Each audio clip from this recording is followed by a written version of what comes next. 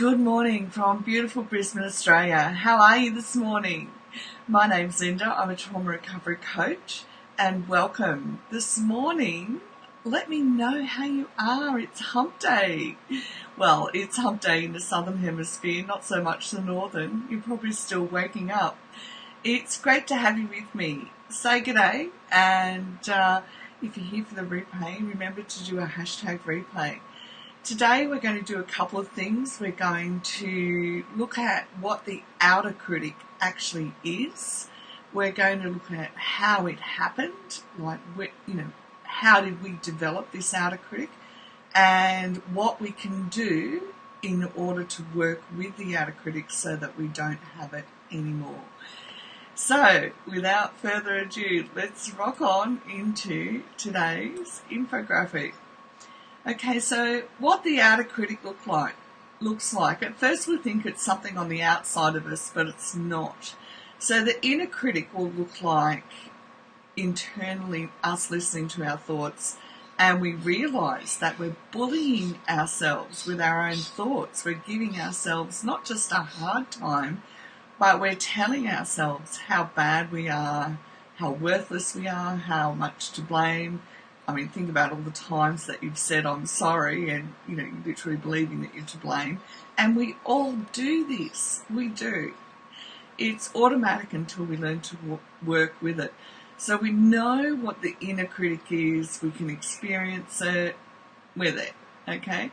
But the outer critic is absolutely different again. So in order to identify when you're having an outer critic attack, okay, you want to look at when you're pointing your fingers at everybody else from the perspective that it's their fault, they're the problem, and they're the ones that need to change, not you. All right? And you want to be aware that all of this is happening internally. It's not externally. It is actually happening internally. As we go through recovery, we may find that it's happening externally, as in it begins internally and then we get overloaded, and so then we start attacking people outwardly. But it's not a normal response to do it outwardly unless you're a fight personality type. But if you're not a fight personality type, which a lot of us aren't, then all of this is actually going to be happening internally.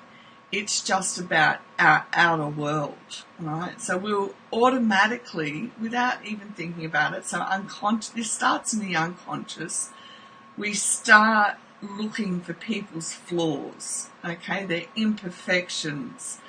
And what it does is alienate other people, because what's happening internally actually shows on our face. Whether we're conscious of it or not, it will show on our face, it shows in our body language, and it alienates other people. We already have challenges socially because the social side of our brain wasn't developed from a young age due to what was happening at home. So it also impacts us because we let no one in behind our walls, like no one. You can even have good friends that you keep at arm's length and you don't tell them what's happening internally, and you keep them at arm's length because you keep telling yourself and repeating, well, they've done that, so no, that's their imperfection and they're not perfect enough, so they can't come near me. We point out to ourselves people's shortcomings more than their good points, okay, in order to have a healthy relationship. You're going to have to get used to looking at somebody's good points and validating them within yourself first, all right? It's the healthier thing to do. And everything that I'm talking about now, remember, it's happening unconsciously, subconsciously even. It's happening until we can recognise that we're doing it. We reject others for not being perfect or safe, and we reject them because we are afraid that we're going to get hurt again. We're going to get abandoned again like we did in childhood. Okay? It's a defense mechanism that was automatically developed in our childhood. We became hypervigilant because we watched what was happening around us. And if you are like me, you were pretty quiet as you watched the people around you. And in observing them, we became aware of not just body language, we actually became aware of what's happening for them internally. And we can actually have developed that as a defense mechanism. But we know, we can know what's happening for someone at a heart level before they've even connected consciously with it, because we have become that hypervigilant, okay? And we did that because we were trying to keep ourselves safe. As a child, we wanted that safety, and we wanted to be aware of when our parents or caregivers were headed towards acting out of their most dangerous behaviour. And that's Pete Walker's words, is their most dangerous behaviour. For me, their most dangerous behaviour for me. And when we say dangerous, it doesn't just mean the physical environment, it also means the emotional environment too in the house. So, imagine you're living in a house that's highly charged with emotion. You don't know when the one parent's going to go off and attack the other. You don't know how or when that's going to impact you. And you just want to, at your core, be safe, all right? So you're always watching. It's like developing this really keen insight into what's happening to people, and you can actually see or perceive and understand what's happening for them internally without them ever saying a word. It protected us from the overwhelming emotions of abandonment. And I just want to grab my other infographic for you. Just one sec. I always have here. And I want you to think of it like this. So remember we had this one. Let's see if I can do it again. And we talked about, and let's look at, I think I've worked, that's right. So we talked about our authentic self and how when we live in these unsafe environments, it separates us from who I am. It separates us from our core authentic self. In the end, we don't know the answer to the question, who am I? So we go into adulthood not knowing who I am because of the environment that was around us. And what happens is, through the outer critic attack coming into place, we're as an adult, all right, this is as an adult, I'm abandoning who I am out of an automatic reaction that was developed in my brain as a child to keep me safe. So, I was running on high alert. It's an automatic instinctual thing now built into me to run on high alert. But as an adult, abandoning myself, abandoning who I am because of what's happening neurobiologically in the brain, obviously doesn't work because it keeps people out of my life. It keeps me from being able to be vulnerable and have that really soothing heart connection with other people. Okay? So we want to work at this from two aspects: the neurobiological, so the awareness that in my primitive brain I developed this fear response, okay, in order to keep me safe. But I also want to work at this from an attachment perspective, that if I can just sit and self-soothe and be aware of when I'm having an outer critic attack, then I'm going to be more easily able to work towards ceasing to have outer critic attacks. Okay, so what are we going to do?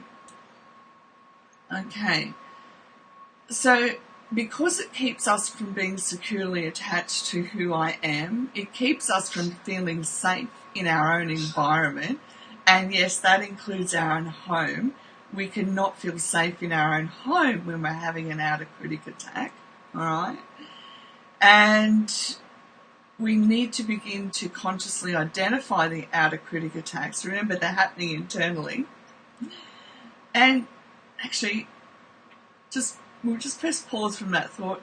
So think of the times that internally, when you see someone and you automatically can describe their imperfections, that's when you know you're having an outer critic attack, because something about that situation is making you feel that you need to be safe.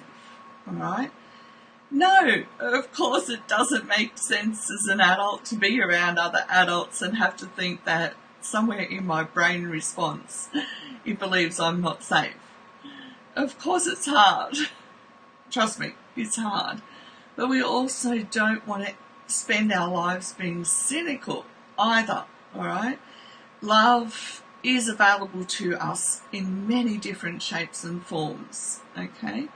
So what are we going to do when we're having an outer critic attack? First of all, we've got to recognise that it's happening. We really have to be super honest with ourselves, because no one else can see it happening. I mean, they can get the vibe from you that, you don't want them near you, but they don't understand why at all. And who would if they haven't been through trauma? They wouldn't. So what I want you to start doing in order to develop the consciousness around when this happens, so when the fear defense mechanism steps into place internally, is start keeping a journal, reflecting on your day and looking back at the times that you felt like you were clogged up, and all of a sudden you're looking around you and I know it doesn't sound very nice, but we're going, oh, that idiot, look what they've done, look how they're doing this and that and that and that. And be damn honest, like straight up honest with yourself that this is happening, and it's not happening because you're an adult and you literally believe and feel that way about someone. It's happening unconsciously, and we have to bring it into our conscious space. So we want to keep a journal and we want to handwrite it. I know that technology is massive in our lives, but writing things down on pen and paper, with pen and paper, helps so much get in touch with what is really happening. So we're not just keeping it in our mind, we're getting it out down on pen, on the paper, and it helps us put order into what's happening.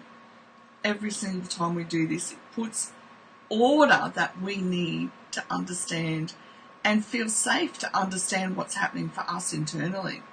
That's a big thing. Ask questions of yourself.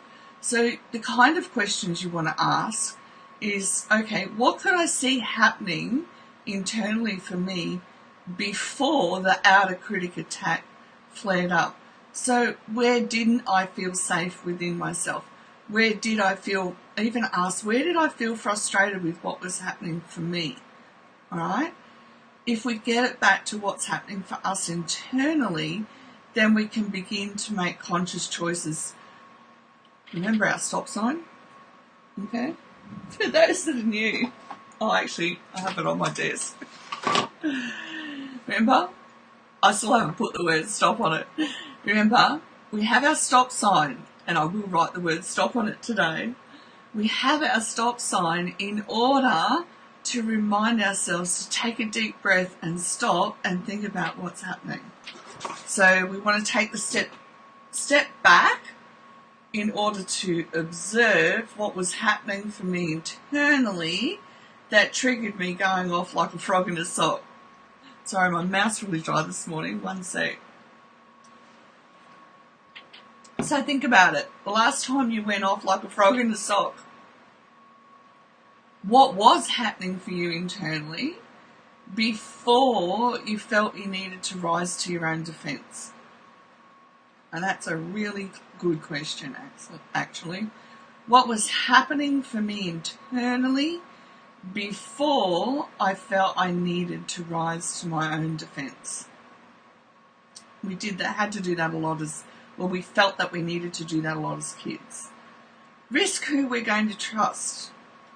So we might have to take a step out and risk telling someone, look, I love you, you're my friend, and I really appreciate you. I'm just working through this stuff, and this is what I can and can't do at the moment.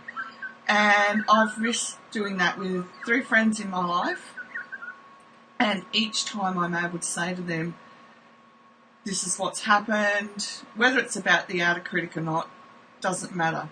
We still want to learn how to take that risk with somebody around us.